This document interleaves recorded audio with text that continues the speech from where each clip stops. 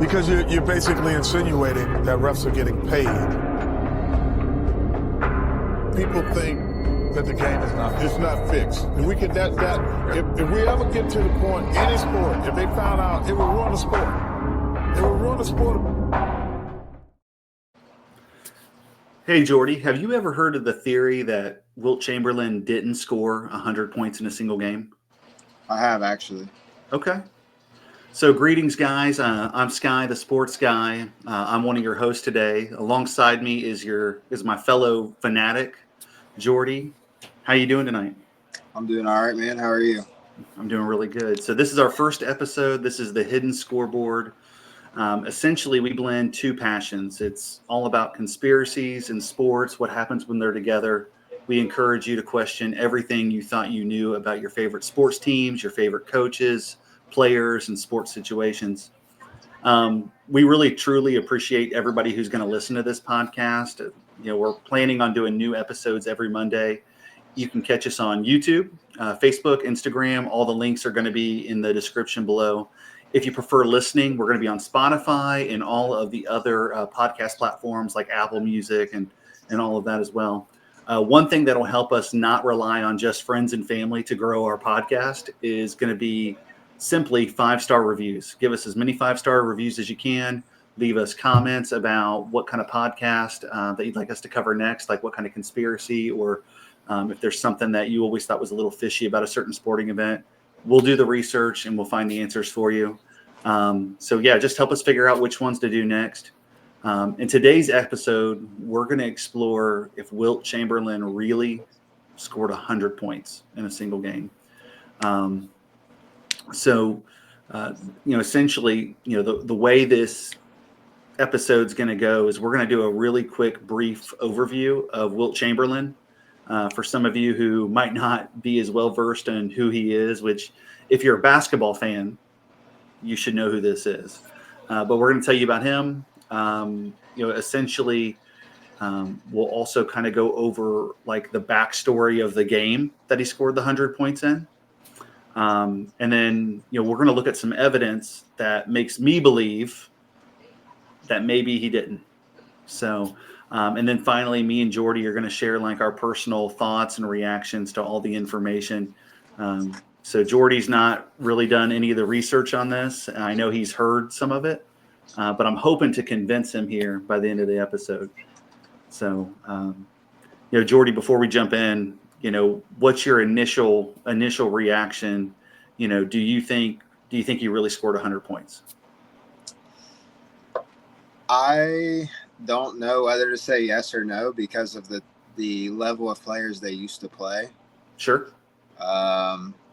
But the points and how he scored now compared to even the 90s is way higher. So I feel like they probably would have scored less. But truthfully, I'm kind of on the fence because he's a great. So. Okay. Yeah, and a lot of people will kind of acknowledge him as the greatest of all time. So let's kind of jump into like a brief overview of him. He's born in 1936, passed away October 12th, 1999. 7'1", which at the time made him one of the tallest players in the league. I think the tallest guy before that was George Mikan for the Minneapolis Lakers. He was like 6'10".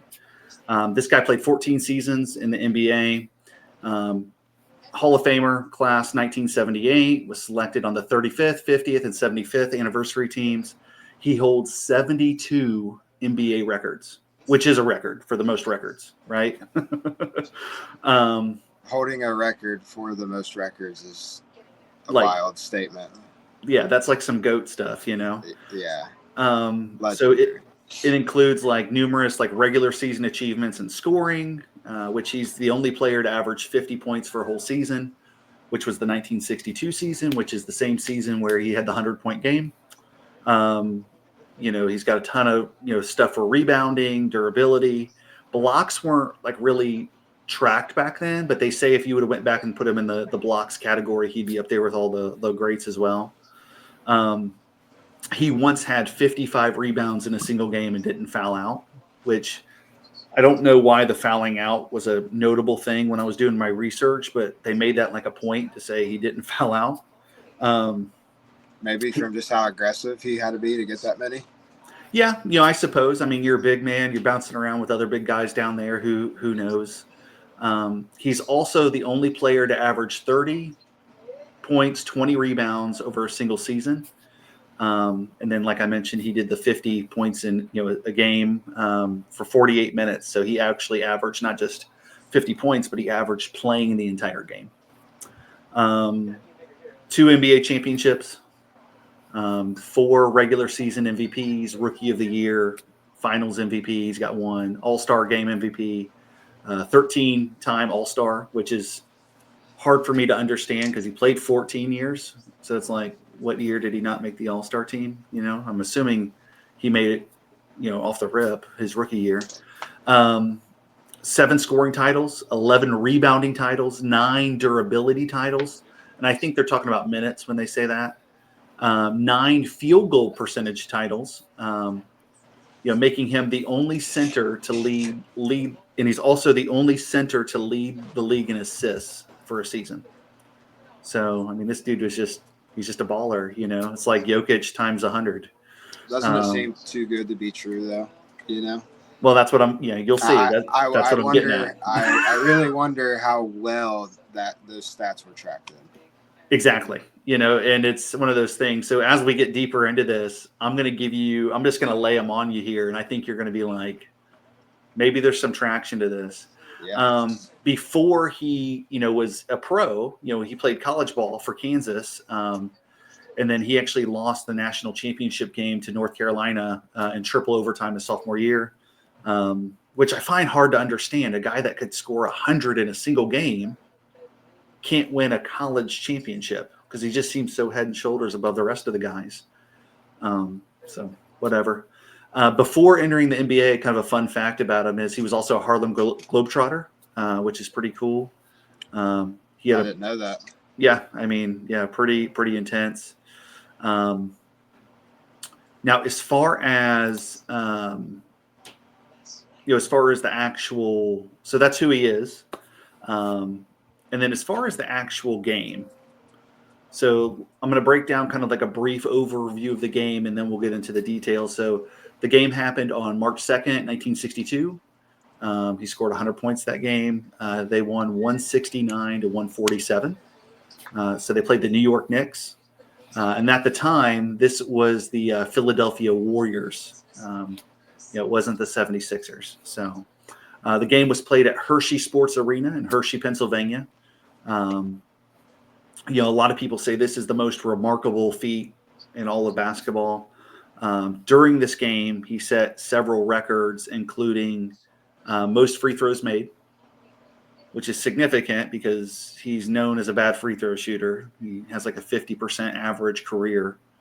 And then at the time, the game also had a record-breaking 316 combined points. So when you mentioned, I don't know how they scored back then. I mean, here's a game 169 to 147. There was nothing but scoring. Yeah, and there may have been, but the early 90s, early 2000s, they didn't put up the numbers like compared to what we do now. So that's why I was curious what kind of numbers they scored back then. Well, and like it's one of those things, there's a lot of like back in this time, there's a lot of fast basketball. It's just back and forth, 2-3 passes and a shot, 2-3 passes and a shot. There's not really that setup offense that we got used to seeing in the 90s where you maybe post up a guy and you run a back screen and a pick and a roll and the whole 9 yards. So absolutely. So yeah, that's kind of the game, kind of leading up to the game. Another important thing I wanted to mention was he's averaging 50 points a game going into this game. Okay. He had just set the NBA record for scoring a month before with 71.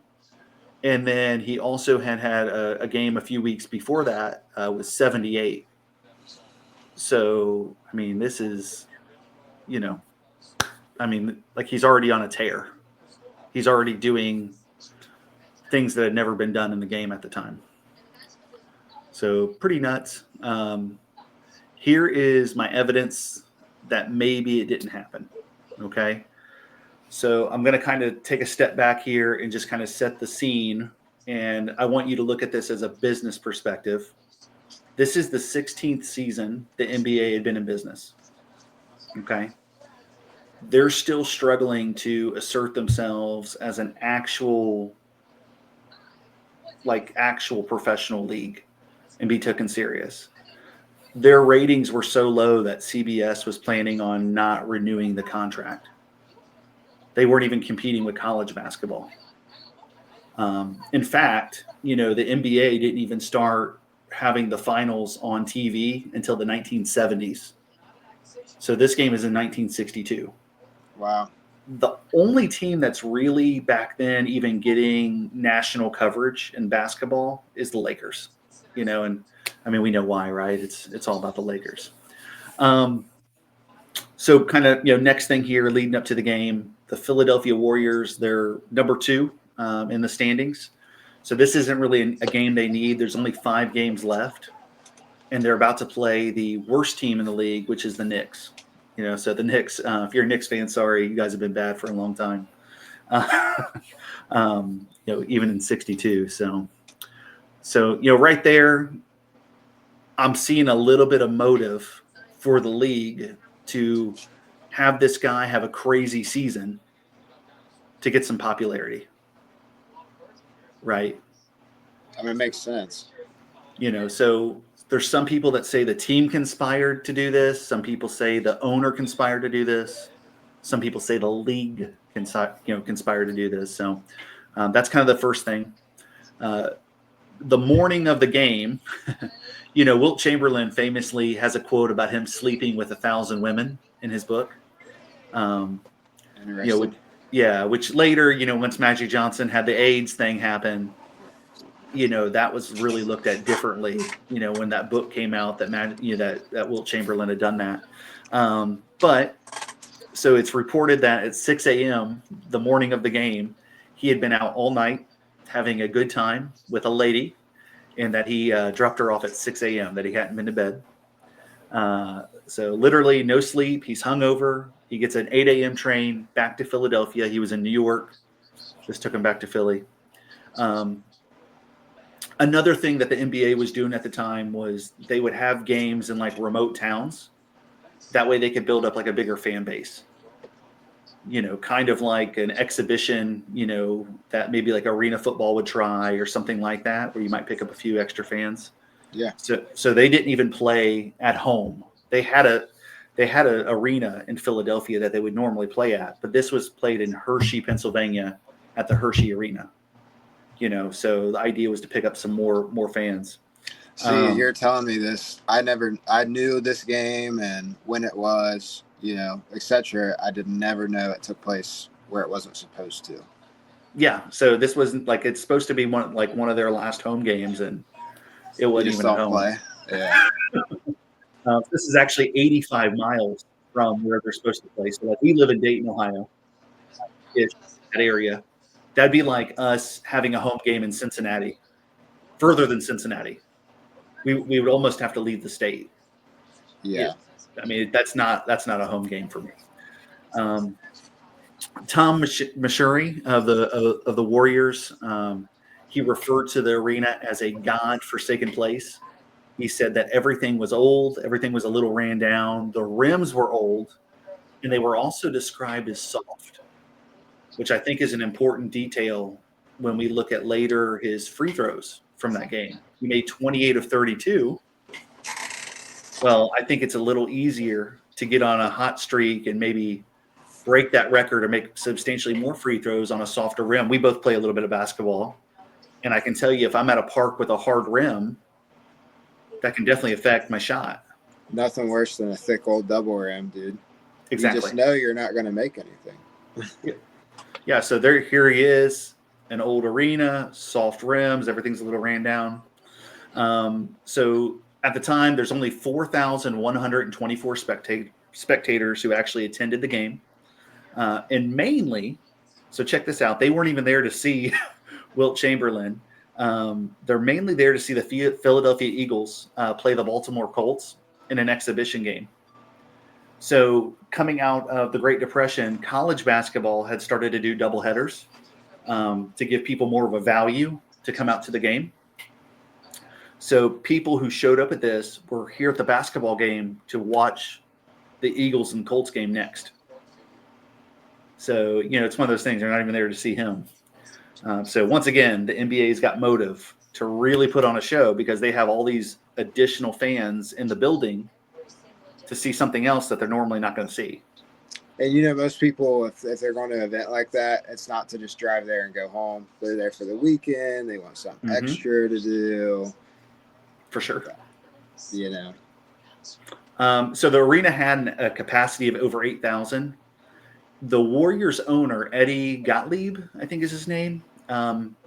One thing that he's kind of notorious for in my research was lying about his attendance. So they said there's 4,000 here. And I'm wondering if he lied about that. Like, the arena holds 8. He's saying there's 4. What if he doubled the attendance? What if it was really just like 2,000 people? Yeah. I feel like the less people you have in a room, the easier it is to convince them of a lie. And in a sporting event, like, I'm used to sporting events with between 30,000 and 100,000 people. That's a lot of eyeballs to deceive, right? Yeah. Yep. But 2,000, maybe you can get away with that. Another thing to mention is the attendance for the Warriors had plummeted from 7,000 during Chamberlain's rookie season to under 5,000. And in his third season was even lower. So it's one of those things where, not only is there no TV, the contract for the TV is about to be up, their attendance is going down, and he's having an incredible season, and they're having record low attendance. Wouldn't you want to go see this guy who's getting 50 a game? Yeah, I mean, who wouldn't? Right? So it just makes you wonder about the whole thing. Another thing, let me see here that I had in my here might be one of our smoking guns. Okay. So check this out, Chris. There was no New York press that attended the game. Right. I mean, there was literally players from New York and players for the Warriors on the same train from New York to the game. And there was no New York press at the game. Instead, the New York press was down in Florida. This was the same time that the New York Mets had become an expansion team. So there was no away team press to cover this. So not only do you have the hometown refs, the owner, the league, you have no media that's not going to be biased. There's no more biased media than a hometown media. Now our media nowadays, I think, gives it pretty hard to the home team if they're pretty critical. But yeah. At this time, I could imagine them having the Warriors side a little bit. I don't think that's a stretch to speculate. No, I mean, especially if it's a dying sport, they're trying to get the numbers up or whatever the case may be. I think you're starting to see what I'm seeing. Yeah. So they're all down in Florida, and instead the Warriors publicist took the responsibility of serving as the stringer for the Associated Press. And the United Press International and the Philadelphia Inquirer. So one person took over all of the media coverage for this game. And then on top of that, there's only 2 photographers that are present at the game. Just 2. Just 2. Another crazy thing, Chris, like I mentioned about the TV coverage, there's no video of this game. Yeah, I mean, it's really easy to lie when there's no proof. It doesn't exist. Even if in the case where obviously like today we have a scoreboard, a box score that gives us breakdown of each player that's in the game at the points. Back then, they didn't have nothing like that. I mean, it's just that simple. So maybe it was somebody sitting there with a pen and a pencil or a pencil with a piece of paper. If you're there and somebody of his level that is great and he's just been scoring a bunch, let's say he had a great night and he scored 60 or 70. It wouldn't be that hard to be like, tell somebody, outside of there, oh, he had 100 points. And then somebody that's there is like, dude, he was going crazy. Right. Like, Well, even like something small, like I know there was a whole thing that came out about Jordan's steal numbers in the 90s where they said they were padding his stats. And then recently LeBron had the same accusation for his assist numbers. Yeah. What's to think, this is what, 1962. So, 60 something years ago here, 70 years. It's like, who's to think that they wouldn't have padded his stats for him, especially if this is the guy. This is the rookie of the year. This is a Harlem Globetrotter. This is someone who's very known coming into the league. And the league at the time very much needed a face. So, I think every sport has to have a stature of something to bring somebody there, whether it's love or it's hate. Yes. There's always got to be that one center of attention. I don't know anything about soccer, but I know, Messi or Ronaldo. Right. Or it's every sport. If you're a halfway of a sports person, there's something about another sport that that would reel you in to be a conversation or whatever the case may be. Oh, for sure. 100%. And like speaking of centers, so here's another interesting fact. The Knicks, so here's one where this evidence here maybe goes the other way. Maybe he did score 100, and here's why. The Knicks, their starting center, Phil Jordan, okay, I'm sure he's one of your relatives. He was out due to illness. Now, it was officially reported as influenza, which same thing with Michael Jordan's flu game. He did not have the flu. He was hungover. That dude was partying all night. So same thing here with Phil Jordan, definitely hungover.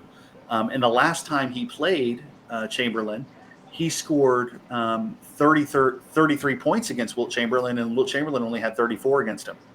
So this is somebody who played him pretty tough, at least went bucket for bucket with him.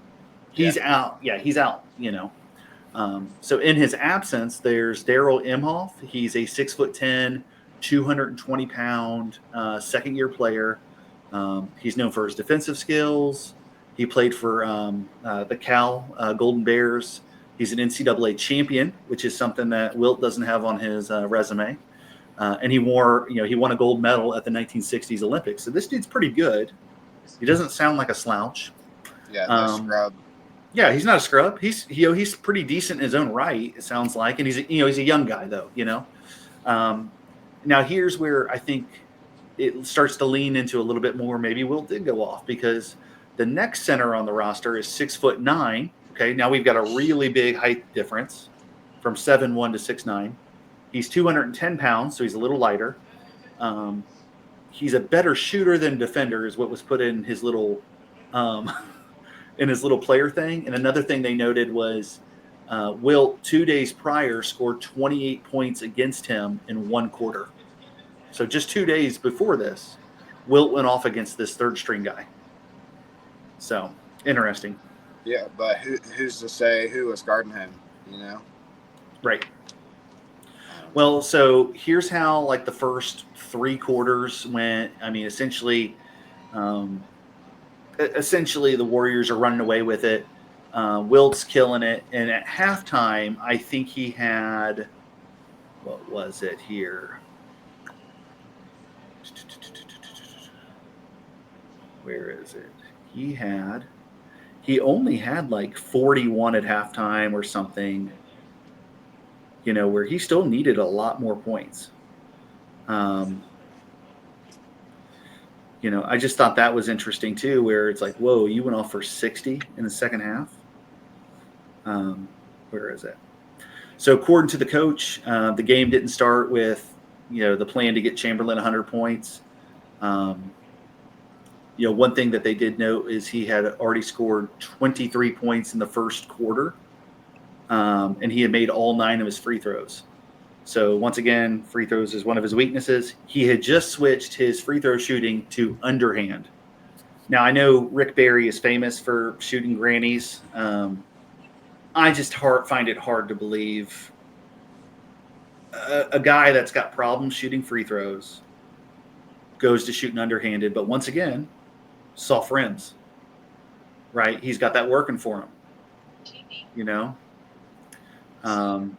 Keep in mind, all this was without a three-point line. Right. Yeah, and that's another thing I was going to bring up. There's no three-point line. So the NBA, at the time, the record was 24 free throws made in a game. We know that he goes on to make 28. Imhoff, which is the backup center who started the game, he got into foul trouble pretty quickly. And I think this is a pretty interesting quote. And this is quoted by several people that he said this.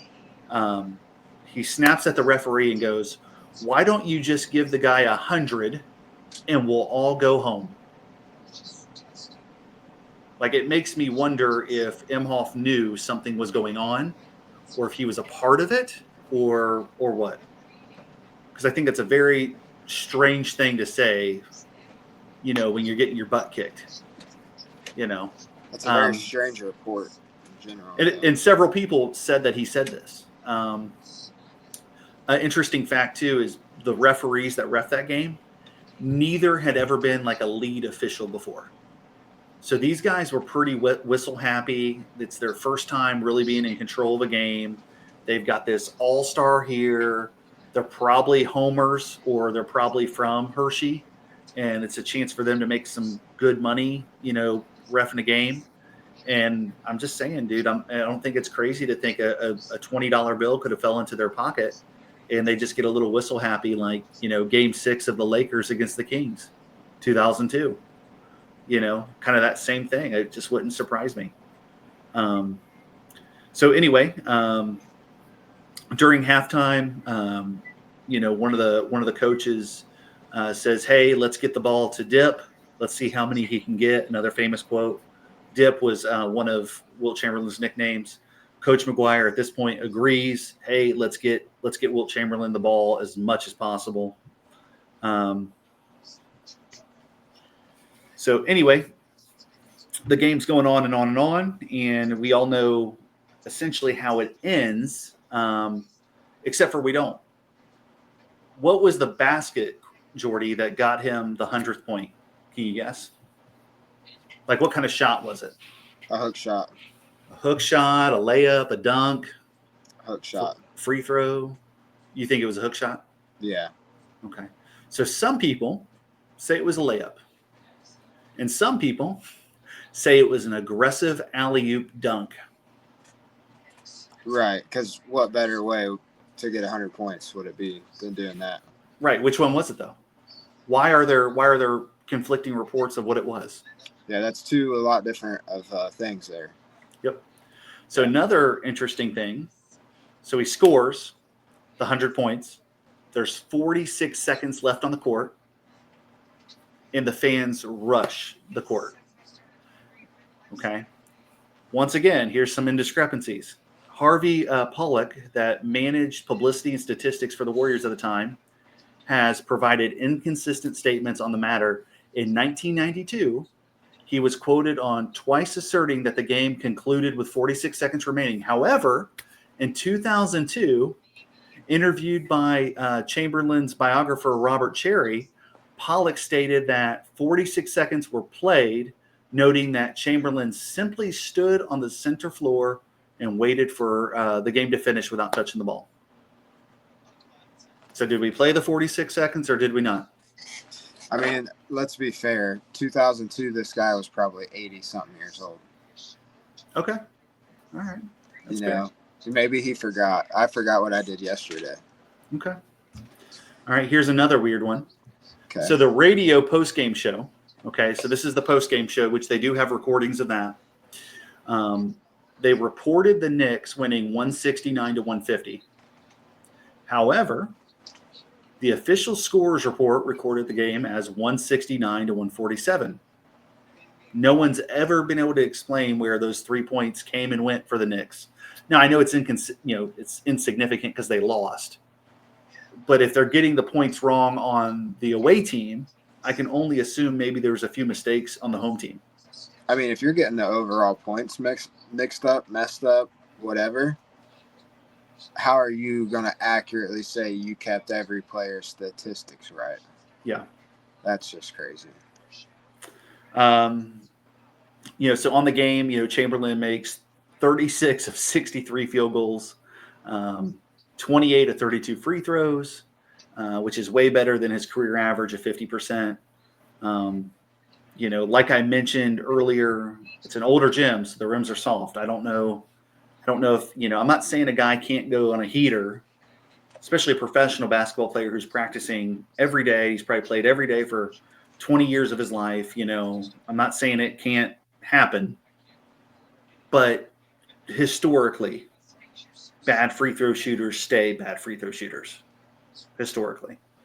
Kind of going back to the broadcast and the media portion of this, there is a radio recording of the game, but only the fourth quarter. It was recorded by a student that recorded it on being replayed on the radio. So it's pretty distorted, but I found it. Do you want to hear it? Yeah, sure. Okay, so here it is. It's 42 seconds. It's pretty grainy. It's pretty rough, but I think it helps solidify maybe what actually happened in that moment if we can agree that the recording is authentic.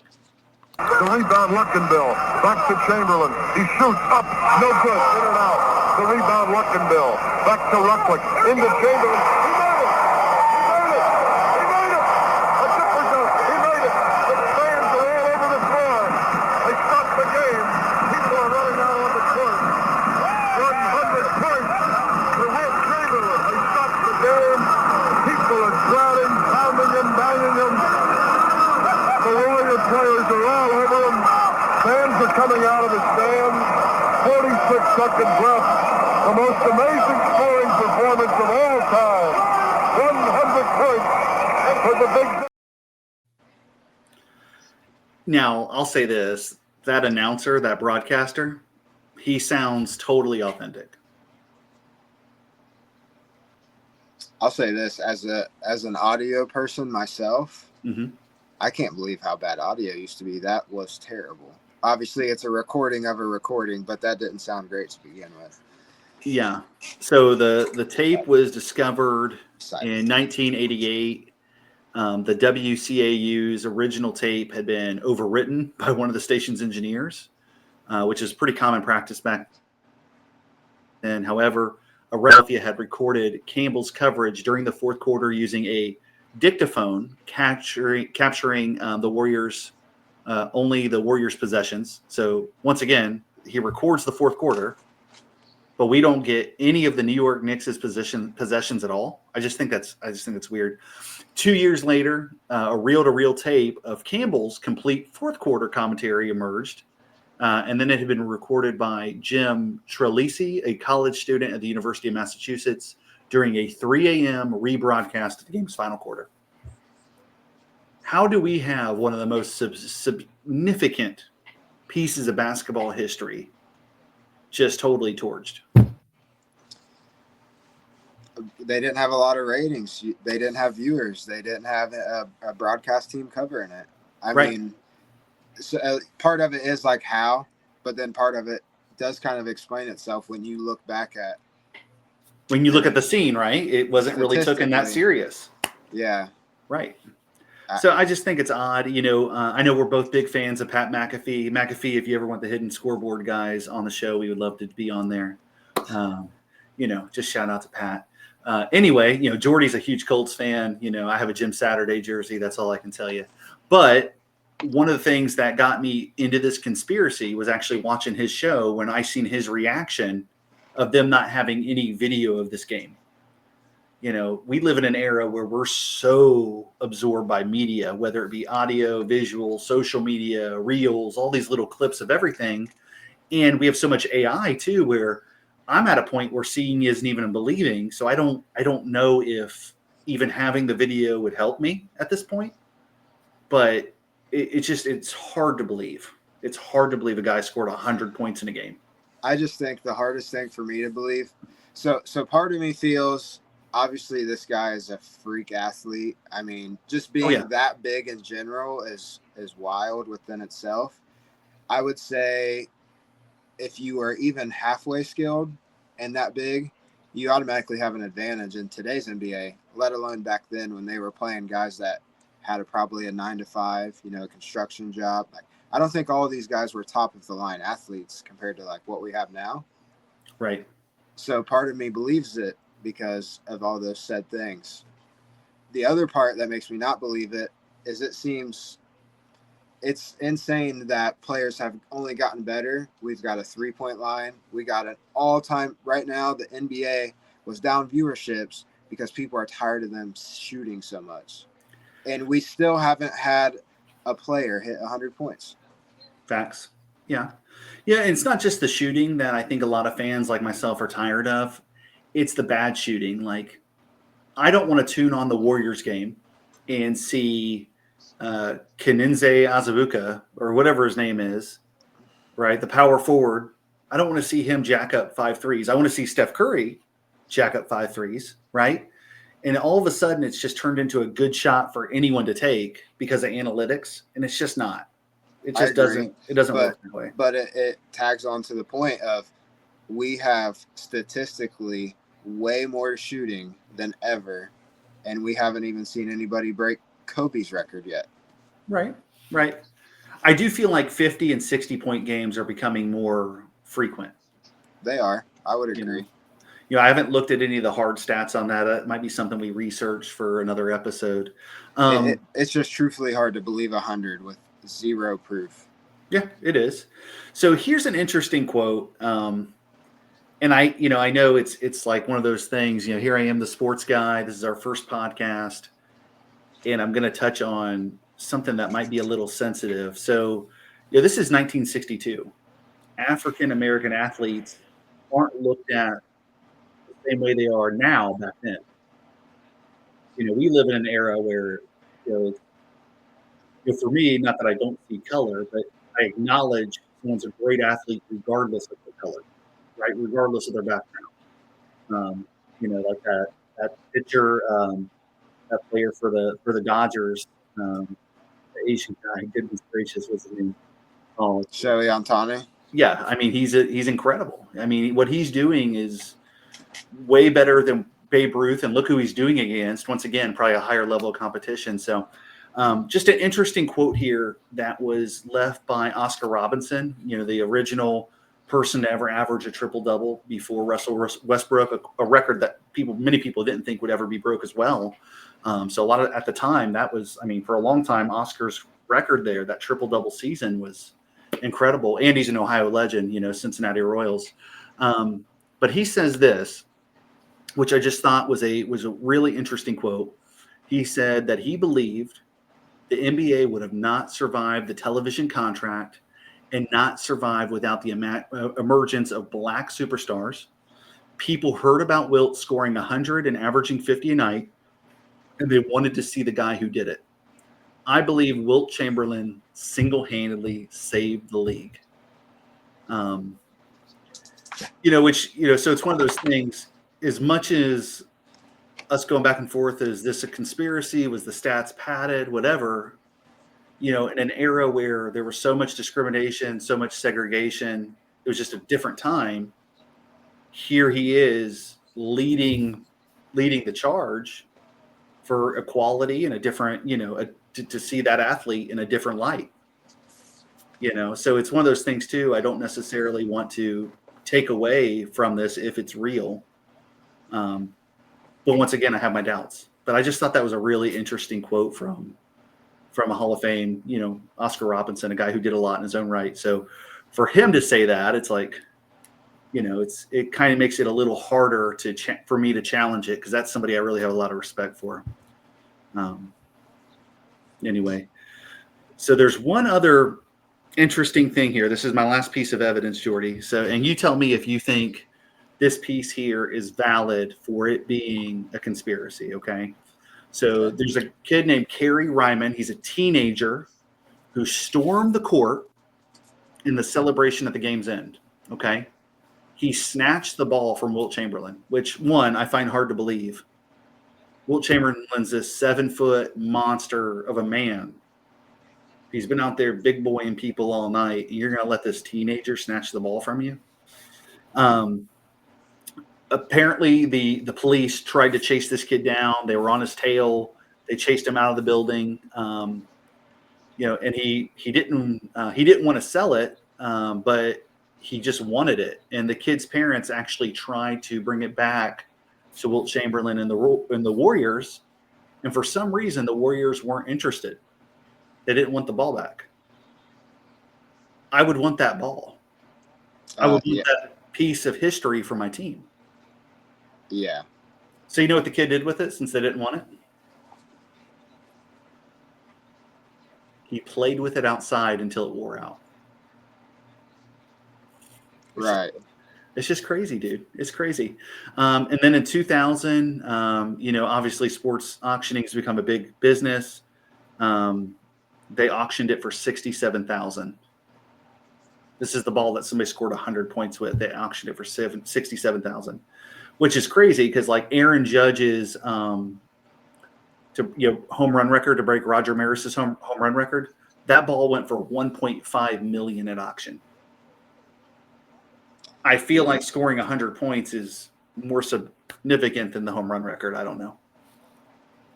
I mean, whether it is or it's not, it's still two majorly important things, and that's a big dollar difference. Yeah, it's just, I don't know. The whole thing's crazy.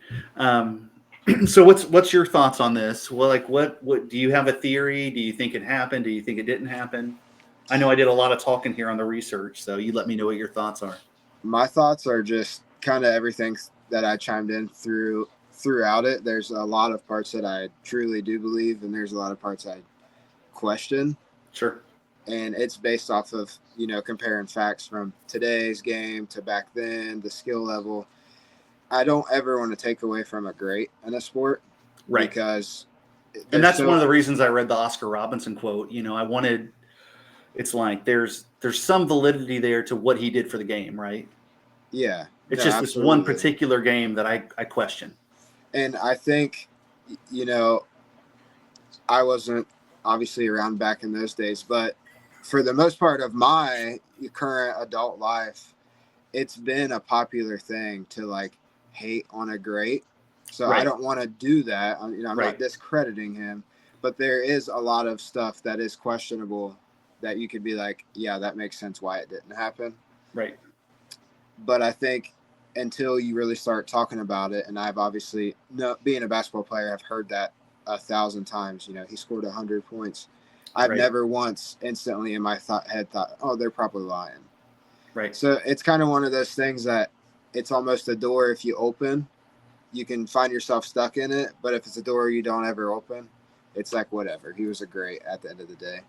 Truthfully, I feel like he scored a lot, but not 100. So you think he was a little short?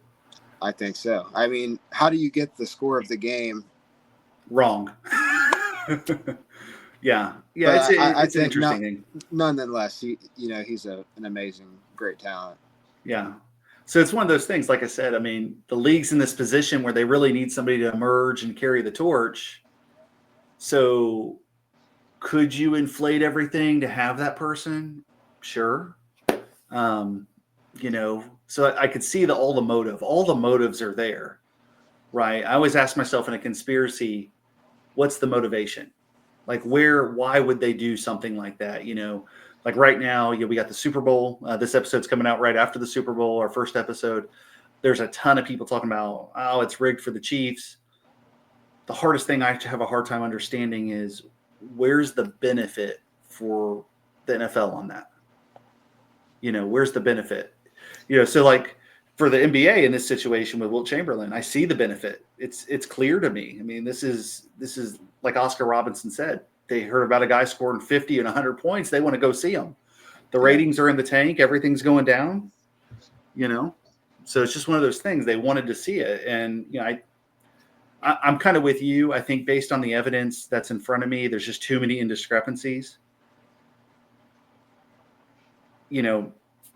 At the same time, I don't want to take away from his greatness because I don't think without all that buzz, we don't have the game that we have today and the things that we enjoy today. So I'm kind of with you. I'm a little undecided on this one, but if I had to lean towards yes or no, I'm probably just slightly closer to no than I am to yes. Yeah. That's how I feel. Pretty accurate. So fair enough. Well, hey guys, thank you for listening to me and Jordee. I hope you enjoyed this. This is our first one. It's only going to get better.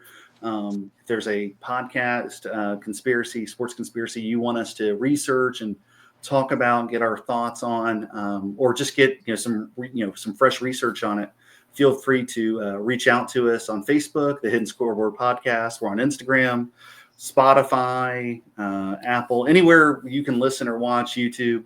We're going to be on there. There's going to be all the links in the description. You'll have everything you need. So, and most importantly, you got to leave us a review if you listened, and at least tell a friend about it. And essentially, I guess we'll see you like next Monday around 12:15 or so. Jordee, I appreciate you, man. I'll talk to you soon. Yes, sir. You have a good night. You too.